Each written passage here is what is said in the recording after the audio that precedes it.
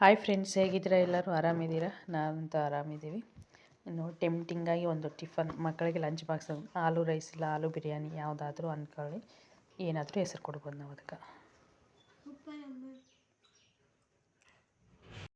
ಅದು ಬೇಕಾಗಿರೋದು ಏನು ನೋಡ್ಕೊಂಬಿಡೋಣ. ಆಲೂಗಡ್ಡೆ ಚಿಕ್ಕ ಚಿಕ್ಕದಾಗಿ ಕಟ್ ಮಾಡಿಬಿಟ್ಟು ಸ್ವಲ್ಪ ನೀರಲ್ಲಿ ಬೇಯಿಸಿಟ್ಟಿದ್ದೀನಿ.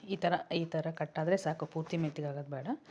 4 ಹಸಿಮೆಣಸಿನ್ಕಾಯಿ ಉದ್ದುದ್ದ ಸೀಳಿರೋದು, ಉದ್ದಕ್ಕೆ ಕೊಯ್ದಿರೋ 1-2 ಈರುಳ್ಳಿ, ಟೊಮೊಟೊ ಆಪ್ಷನಲ್ಲು, ಅಲ್ಲ ಬೆಳ್ಳುಳ್ಳಿ ಪೇಸ್ಟು, ಇದು ಗರಂ ಮಸಾಲೆ ಏನಿದೆ ಚಕ್ಕೆ ಲವಂಗ ಯಾಲಕ್ಕಿ, ಅದು ಪುದೀನ, ಸ್ವಲ್ಪ ಕೊತ್ತಂಬರಿ ಸೊಪ್ಪು, ಸ್ವಲ್ಪ ಉಪ್ಪು, ರುಚಿಗೆ ಬೇಕಷ್ಟು ಖಾರ, ಅರಿಶಿನ ಪುಡಿ. ನಾನು ಇದೊಂದು ಬಿರಿಯಾನಿ ಮಸಾಲ ಬಳಸ್ತೀನಿ, ಎವರೆಸ್ಟ್ ಅವ್ರದ್ದು ಶಾಯಿ ಬಿರಿಯಾನಿ ಮಸಾಲ.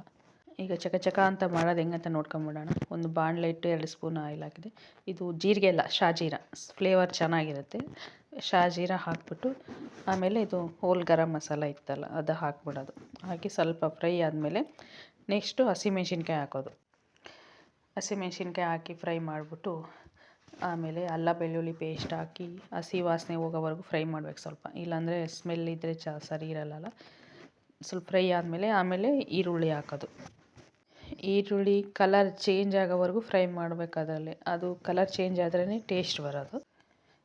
ಕಲರ್ ಚೇಂಜ್ ಆದಮೇಲೆ ಟೊಮೊಟೊ ಹಾಕ್ಕೊತಾ ಇದ್ದೀನಿ. ಟೊಮೊಟೊ ಆಪ್ಷನಲ್, ನಿಮಗೆ ಬೇಕಂದರೆ ಹಾಕ್ಕೋಬೋದು, ಬೇಡ ಅಂದರೆ ಬೇಡ. ನಾನು ಒಂದೇ ಒಂದು ಕಟ್ ಮಾಡಿ ಹಾಕ್ಕೊತಾ ಇದ್ದೀನಿ, ಟೇಸ್ಟ್ ಚೆನ್ನಾಗಿರುತ್ತೆ ಅಂತ ಅಷ್ಟೇ.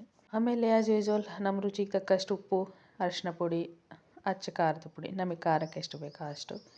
ಆಮೇಲೆ ಬಂದುಬಿಟ್ಟು ಇದು ಬಿರಿಯಾನಿ ಮಸಾಲ ತೋರಿಸಿದ್ನಲ್ಲ ಅದು ಹಾಕೋದು.